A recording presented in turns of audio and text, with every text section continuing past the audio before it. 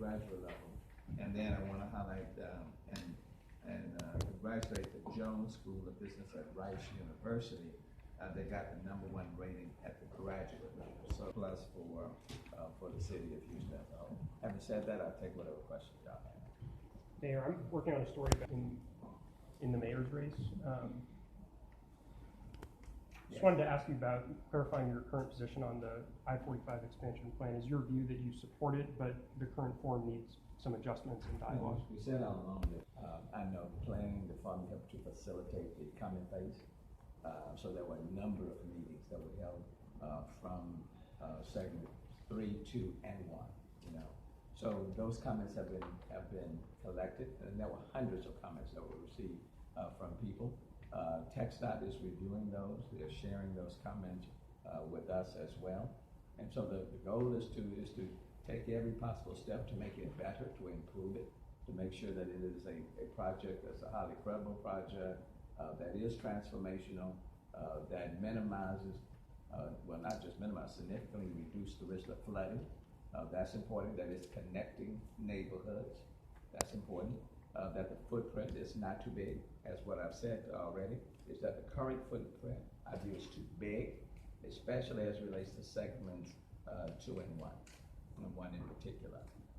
That they're utilizing, putting in 3 feeder lanes. I think that's too much.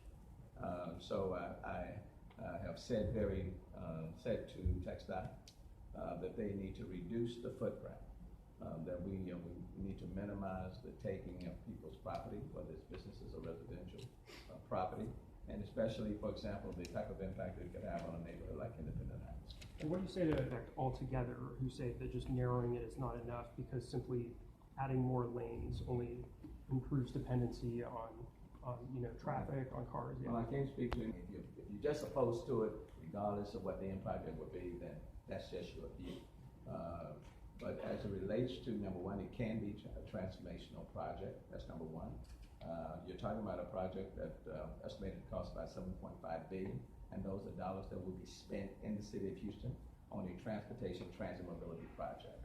As long as this project, for example, is including high capacity lanes, and I think it is, as long as it is connecting communities, okay, moving people quicker, addressing the flooding issues, because as it currently is, for people who drive I-45 on a regular basis, like I do, for example, even before becoming mayor, I live on the north side, I live in Acres Home community.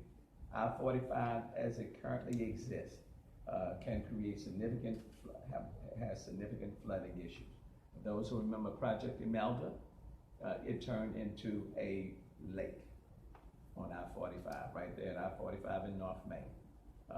It's huge. So huge flooding issues, those issues need to be addressed. If it rains heavy, the feeder roads at Airline, Tidwell, Parker, and Little York are underwater. That is I-45 in its present status. I-45 in its present status will trap a lot of water in Independent Heights.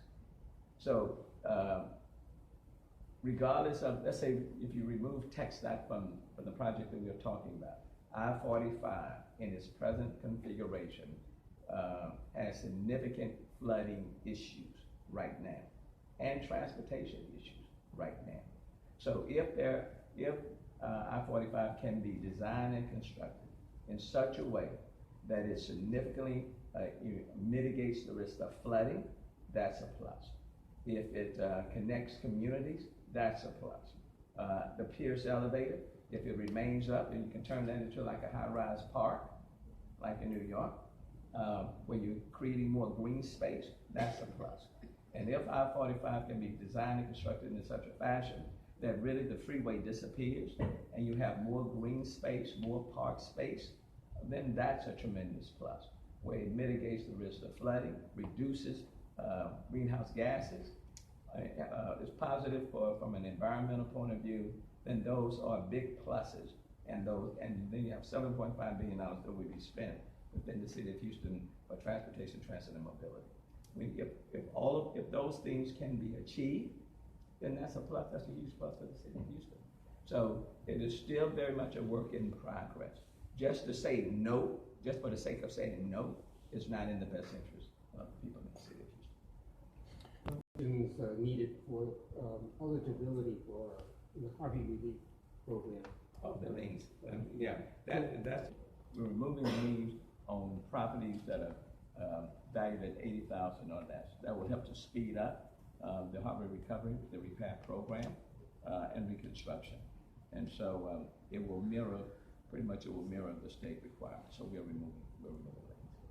Regarding that, it's gonna ask election employees to take the results to a center where they count votes, Yes. trying to fast pace this counting. What's your opinion about that? Did it take a long time in the last election night? The last Tuesday night was a very long night.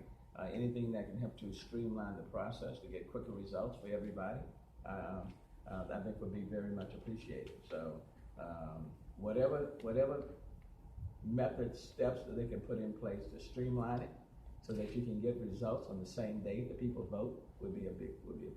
Obviously, safety of the votes is The process, absolutely, that's important. So that you can get results, hopefully before 10, would be very much appreciated. I had a question program from Yes. today, just about what qualifies and what the next steps are in this one that was approved Basically today. talking about mitigation steps, that these properties are prone to flood anyway, that they're flooded 2, 3, 4 times, if not more. And were you to put in, for example, the detention and expand the channels or build higher, and they would still be prone to flood, then I think these properties would be eligible for a volunteer buyout program. The reason why that item was placed on the agenda is because we are required by the state to approve these guidelines on a regular basis, and so that's why it's on the agenda. Administration's plan for zero-based budgeting next fiscal year? I know there's been a draft plan, but what's the process? It is for budget that will be coming up next year. So will that come before council anytime soon? 'Cause When you're dealing with zero-based budgeting, that is a process. It's like performance-based, outcome-based budgeting. It is an extended process. Zero-based budgeting takes about 6 to 7 months to implement. And essentially, what you're doing is that you're bringing every department's budget down to zero, and then they have to build it back up again. So it is not where it comes before city council. Nothing comes before city council. It's just a process that they go through to devise the final budget. That is what will come in the end. These are zero-based budgeting is just steps in the process to get to the budget that we will present to the members of city council. And right after the executive order to implement performance-based budgeting, did any facets of that plan ever get implemented? Yeah. Okay. Yeah, over the last over the last 4 years. Performance-based, outcome-based budgeting, objective-based. You can always fine-tune it and streamline it even more. So it just depends on how you view it. Zero-based budgeting is just another form of the process that you go about to balance your budget at the end of the fiscal year. So all of the department heads that have been talked to, all of them have been submitted with the booklet, kind of outlining the steps that they will have to go through, the steps we will be going through. City council members have received the document itself. But it's a process that's, in a sense, I've already talked to the department directors and told them the whole notion that you're bringing